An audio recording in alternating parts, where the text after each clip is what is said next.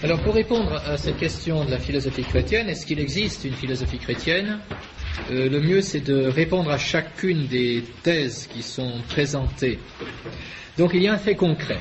D'abord, un fait concret qui se présente à nous, c'est que, donc, au Moyen-Âge, préparé par les pères de l'Église, il y a une philosophie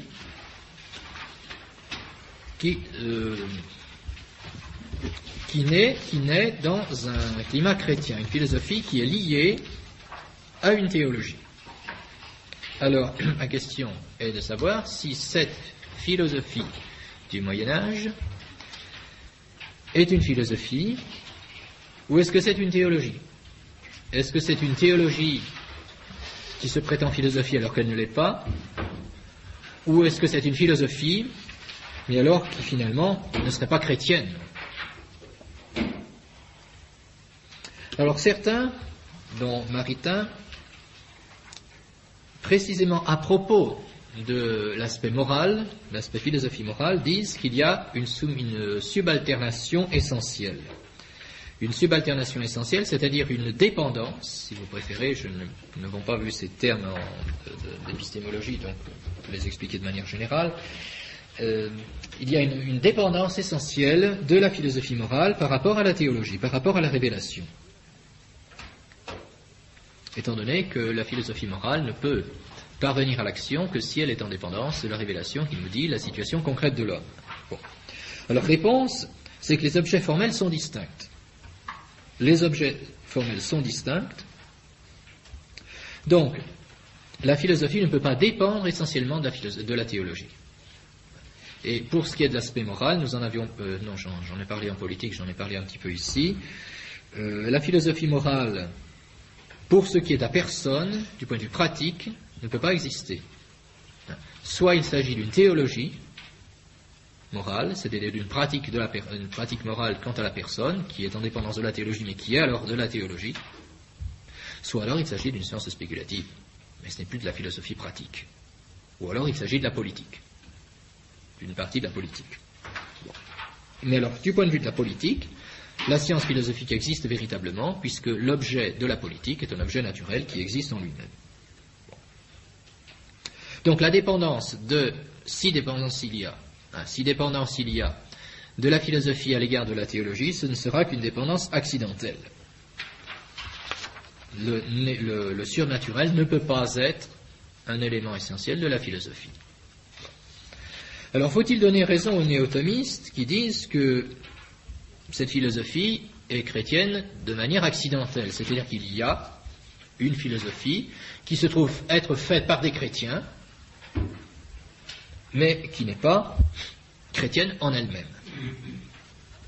Autrement dit, faut-il dire que le rapport de la philosophie au christianisme sera un rapport purement accidentel, tout au plus négatif au sens où la foi garderait la philosophie contre certaines erreurs, mais de manière purement extérieure. Alors, on doit constater qu'il y a, c'est un fait historique, on ne peut pas faire autrement, c'est un fait historique, il y a une influence de la foi sur la philosophie. Il y a une influence de la foi sur la philosophie. C'est-à-dire que le philosophe trouve dans la foi des propositions qu'il peut démontrer par la raison. Voilà quelle est l'influence positive de la foi. Ce n'est pas que la foi soit introduite dans les raisonnements philosophiques, c'est que le philosophe trouve dans la foi des propositions qu'il peut démontrer par la raison. Des propositions que la foi peut démontrer par la raison. Des propositions qu'il peut démontrer par la raison. Des propositions philosophiques qui sont données par la foi. Donc il y a un exercice surnaturel de la philosophie, mais qui n'est pas formellement surnaturel.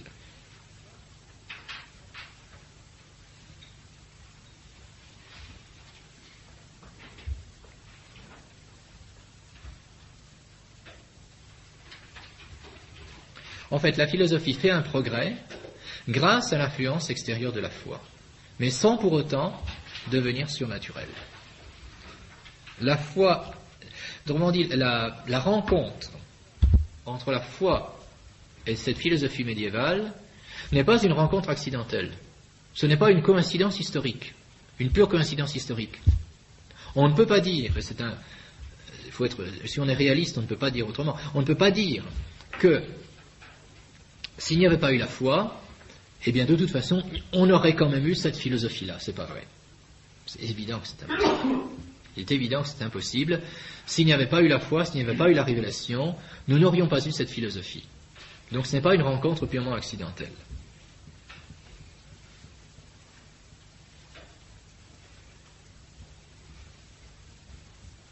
Donc il y a une dépendance accidentelle, une dépendance qui n'est pas purement négative, mais positive. Une dépendance dans l'ordre de l'efficience et de la forme accidentelle. C'est dans l'ordre de l'efficience et de la forme accidentelle. Dans l'ordre de l'efficience, parce qu'en fait, la foi donne l'impulsion au philosophe, sans déterminer son raisonnement, et donc, quant à l'essence, c'est un accident. Quant à l'essence, c'est un accident. Il y a une direction positive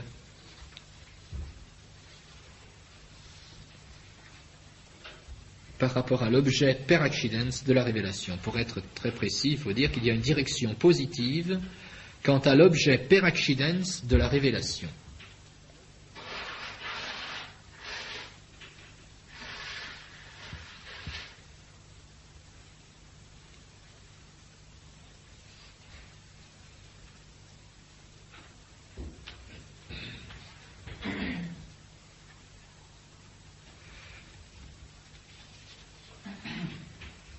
Bon, il y a une direction positive quant à l'objet per accidens de la révélation.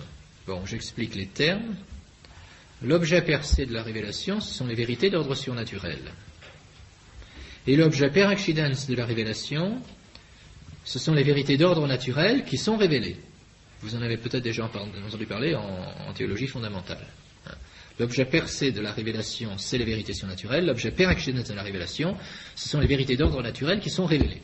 Bon. Eh bien, quant à cet objet per accidens de la révélation, il y a une direction positive.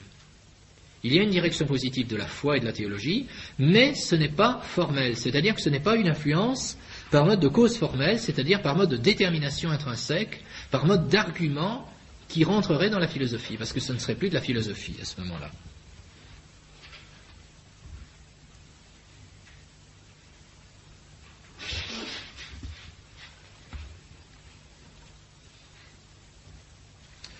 La conclusion, dans des formules précises, donnée par Père Ramirez est la suivante. Necesse est dicere. Necesse est dicere. Appellativum.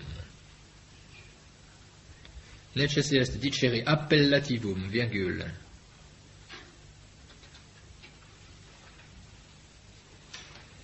Christiana, virgule, positive atque interne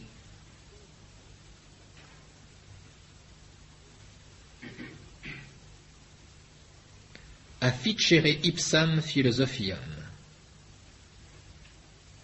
Necesse est dicere appellativum, virgule, Christiana, virgule, positive atque interne afficere ipsam philosophiam.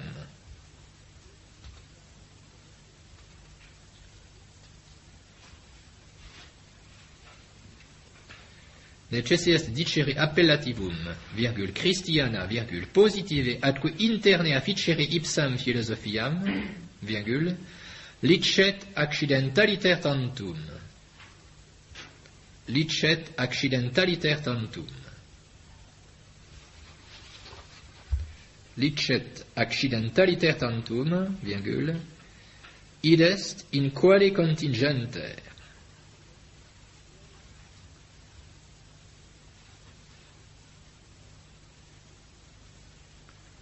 id est in quale contingenter, explication, par exemple, 2 points, sicut albedo hominis stirpis albe, sicut albedo hominis stirpis albe, sicut albedo hominis stirpis albe, afficit ipsum,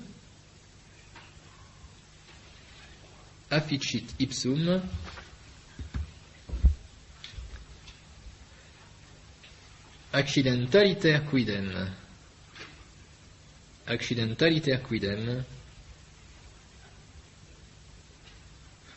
virgule, interne tamen ac positive.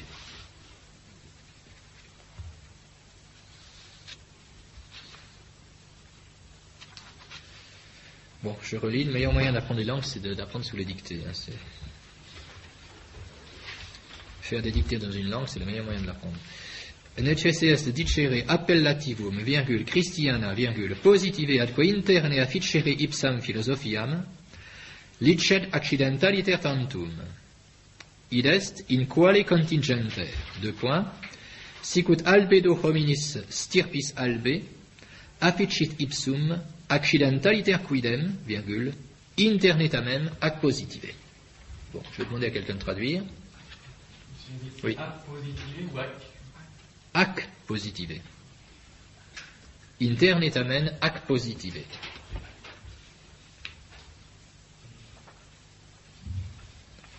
Bon, qui veut traduire? Quelqu'un se risque, il n'a pas fait encore.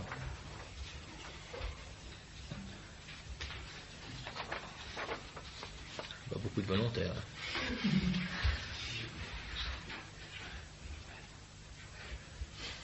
Bon, Raphaël Grange, allez-y.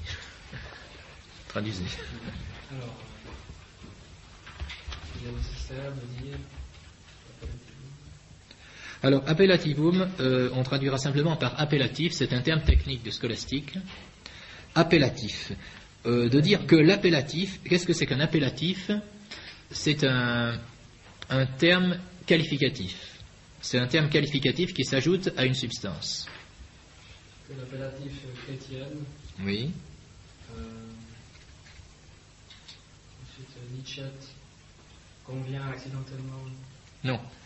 Alors attention, c'est une préposition affirmative. Infinitive.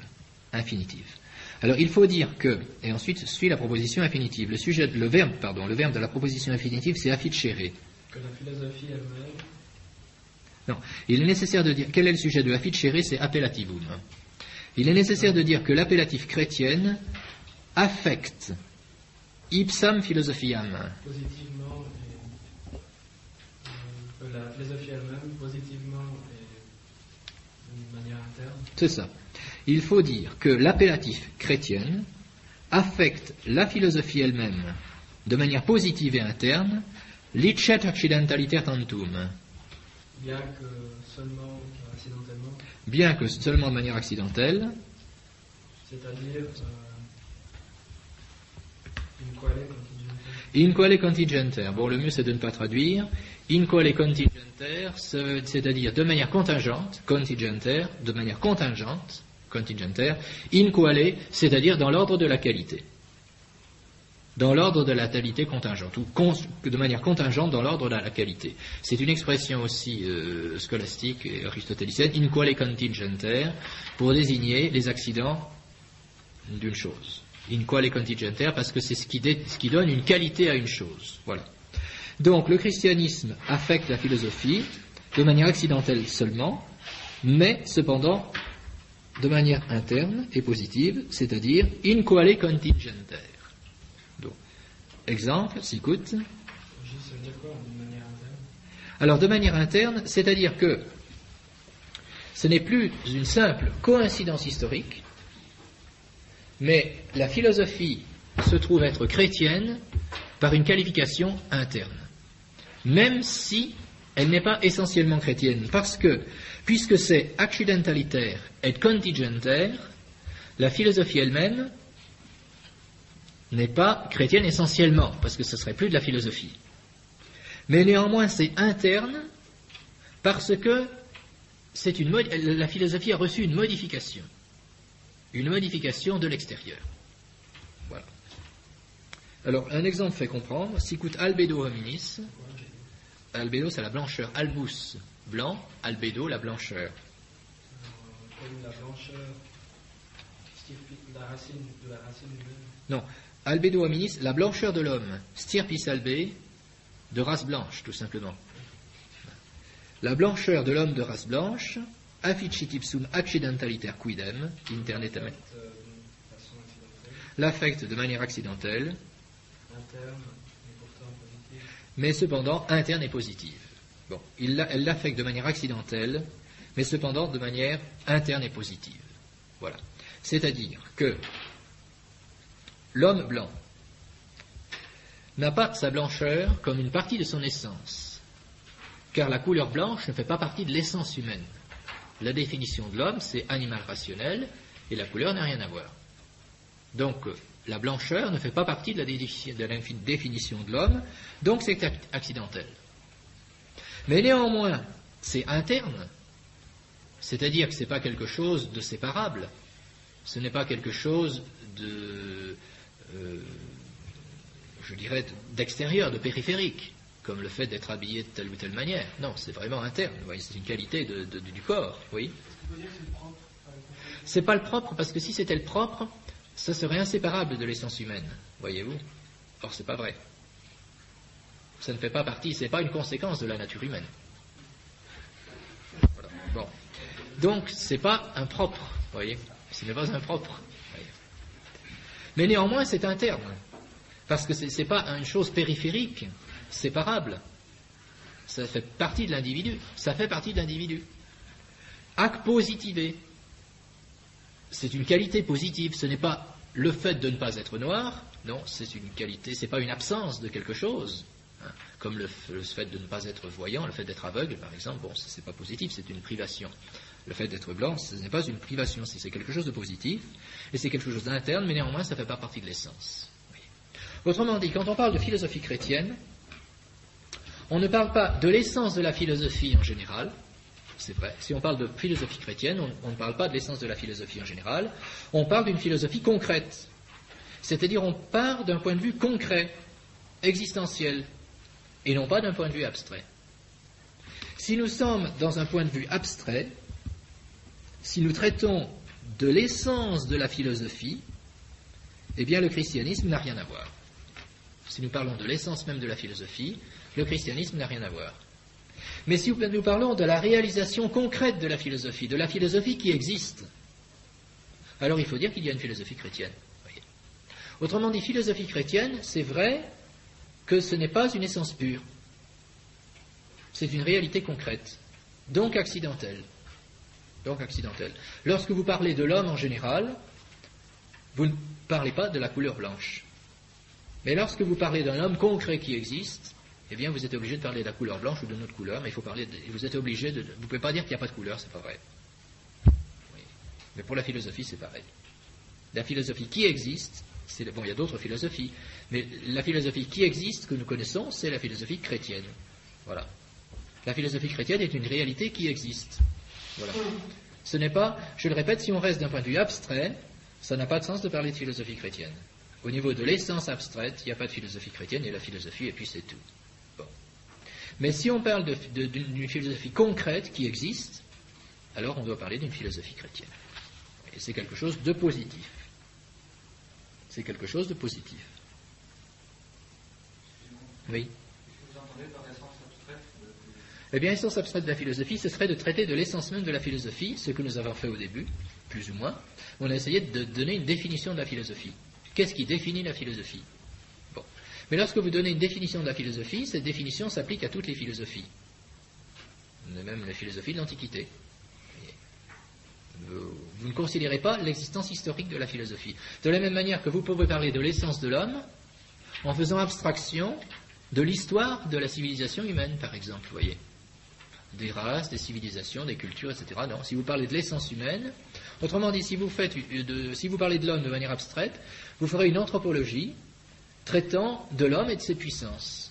mais en ignorant complètement l'histoire de la vie humaine, en ignorant complètement la vie concrète de l'homme. Si vous voulez faire d'une anthropologie concrète, vous devez faire appel à l'histoire, vous devez faire appel aux races, vous devez faire appel à la culture, etc. Oui, aux religions, bien sûr. Voilà. Et bien là, c'est pareil. Si vous traitez de la philosophie de manière abstraite, le christianisme n'a rien à faire.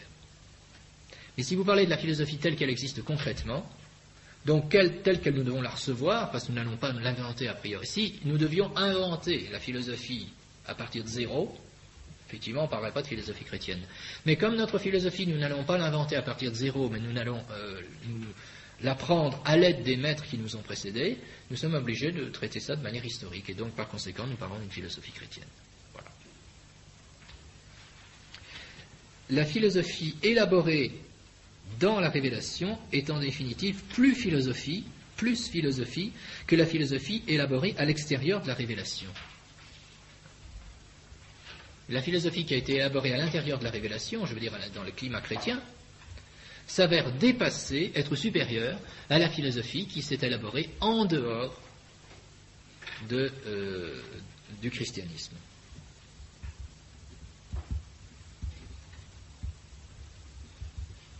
Nous le constatons. Et l'acte d'être est la chose la plus spécifique. C'est certainement l'effet le plus spécifique.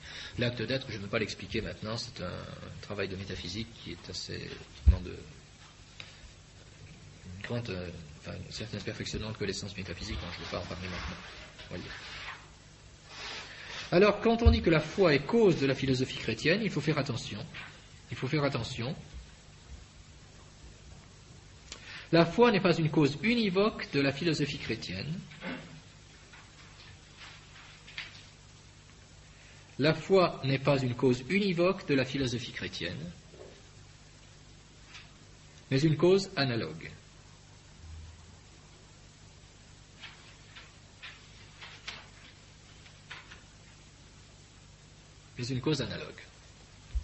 Bon, je m'explique. La foi n'est pas cause de la philosophie chrétienne comme une cause qui cause un effet semblable à lui-même. Ce n'est pas une cause univoque. Voyez ? Bon, par exemple, exemple de cause univoque, un homme qui engendre un homme. Bon, un abricot que l'on plante, que l'on sème, et qui donnera naissance à un abricotier qui produira à son tour des abricots. Ça, c'est une cause univoque. Un animal qui engendre un autre animal, un cheval qui engendre un cheval, etc. Ça, c'est une cause univoque. Exemple de cause analogue, le soleil qui cause la germination des plantes. Bon, les plantes au soleil poussent. Bon. Eh bien, le soleil qui cause la croissance et la germination des plantes, c'est une cause analogue. Parce que le soleil ne cause pas un deuxième soleil, il cause des effets qui découlent de lui et qui participent d'une certaine manière de sa chaleur. Bon. Dieu est cause univoque, analogue, aussi, puisqu'il crée des choses qui ne sont pas comme lui. Un sculpteur est une cause analogue, puisqu'il va causer des sculptures qui ne sont pas de nature humaine, bien sûr. C'est ça une cause analogue. Eh bien, la foi est cause analogue de la philosophie chrétienne, vous comprenez ? C'est-à-dire que la foi ne cause pas un effet qui sera spécifiquement surnaturel, non, pas du tout. Elle cause un effet naturel. C'est une cause analogue.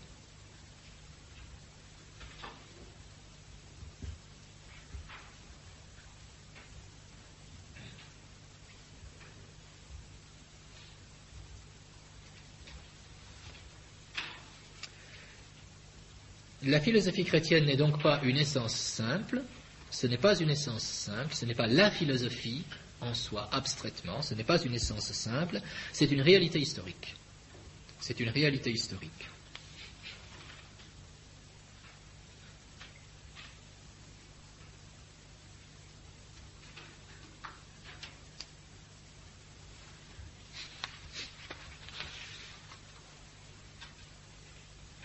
La foi n'est pas une essence simple, c'est une réalité. La philosophie chrétienne n'est pas une essence simple, c'est une réalité historique. Les chrétiens ont transformé et vivifié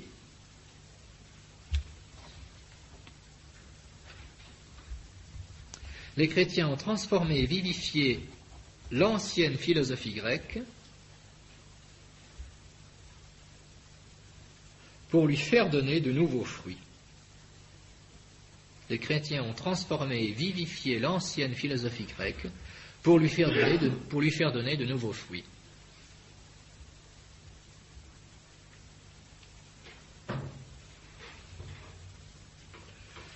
Gilson s'exprime ainsi: le christianisme lui a permis de fournir une nouvelle carrière en lui communiquant sa propre vitalité. Autrement dit, la philosophie grecque était morte, eh bien le christianisme lui a donné une nouvelle vie et lui a fait produire de nouveaux fruits, qui sont des fruits spécifiquement philosophiques. Donc une cause extrinsèque analogue. Voyez, le christianisme se situe par rapport à la philosophie comme une cause extrinsèque analogue, mais qui lui donne une qualité interne mais accidentelle, comme nous l'avons dit. Accidenter in quale contingenter. In quale contingenter.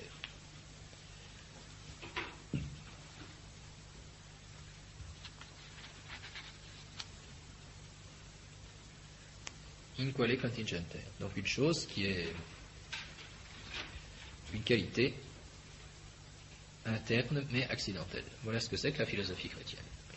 Alors ce qui rend difficile, voyez, la compréhension du problème, c'est qu'il s'agit d'une chose concrète, accidentelle, et non pas d'une essence simple, voyez. Or en philosophie, on a l'habitude de traiter d'essence simple, voyez, d'essence universelle. À partir du moment où on fait de l'histoire, on ne peut plus être en pure philosophie. Et c'est là que cette question pose un problème, voyez. C'est nous examinons de manière philosophique une réalité individuelle. Or nous savons que des individus, il n'y a pas de science. Alors le jugement que nous portons est un jugement particulier. Voilà la difficulté du problème, voyez. C'est qu'on étudie quelque chose de particulier, d'historique, voyez. C'est le philosophe qui s'applique à l'histoire ici. Donc il y a un défaut d'abstraction. La philosophie chrétienne n'est pas une abstraction précisément. C'est une réalité historique. Et voilà pourquoi le philosophe a du mal à en traiter. Il ne peut pas en traiter comme on traiterait des mathématiques en général, ou de la philosophie en général, ou de la physique en général, etc. Oui, c'est autre chose. Oui. Est-ce que c'est ce caractère concret et accidentel qui permet de se garder de l'esprit de système? Oui, bien sûr. L'esprit de système, au contraire, ne peut pas comprendre un tel travail. Parce que l'esprit de système fera abstraction du singulier, du particulier, et ne tirera que des déductions. On ne peut pas a priori inventer, je dirais sans expérience, on ne peut pas inventer la philosophie chrétienne, c'est une chose qui existe. Oui. On ne déduit pas la philosophie chrétienne d'un système. Elle existe, c'est tout. On la prend comme elle existe. Voilà. Donc il y a une philosophie chrétienne, mais in quale contingente, il faut bien préciser. Voilà. Alors ce que je vous ai exprimé ici se trouve donné de manière plus détaillée, plus profonde, dans l'ouvrage du Père Ramirez sur la philosophie, à la page 833. Enfin, la conclusion se trouve à la page 833. La démonstration se trouve auparavant. Oui. Si à une époque actuelle, on utilise cette philosophie médiévale, ça pose ce problème de la conclusion. Oh, non, alors il y a plusieurs raisons. Pourquoi n'étudie-t-on plus la philosophie médiévale Non, disons, alors là où on est obligé de faire appel à des questions concrètes et historiques, c'est parce que nous sommes dans un monde antichrétien, tout simplement. Le monde est antichrétien, donc on refuse la philosophie chrétienne. Ou alors on la prend, mais d'une autre manière. De fait, la philosophie médiévale est à la mode aujourd'hui. Elle est l'objet de beaucoup d'études. Mais la philosophie médiévale qu'on étudie, c'est celle du XIVe siècle, précisément. C'est pas celle du XIIIe siècle. Voilà. C'est précisément celle qui annonce le monde moderne. C'est celle-là qui est étudiée actuellement. Et en général, on ne l'étudie pas en tant que chrétienne. Mais on essaye d'y trouver la philosophie moderne. Bon, ce qui ne veut pas dire qu'au plan historique, il n'y a pas des études qui sont intéressantes, bien sûr. Voilà, alors avant d'aller plus loin, de te changer de matière, carrément, je voudrais savoir s'il y a des questions, puisque nous avons 20 minutes maintenant, c'est pas... J'aime autant terminer la philosophie aujourd'hui, puis aborder autre chose la prochaine fois.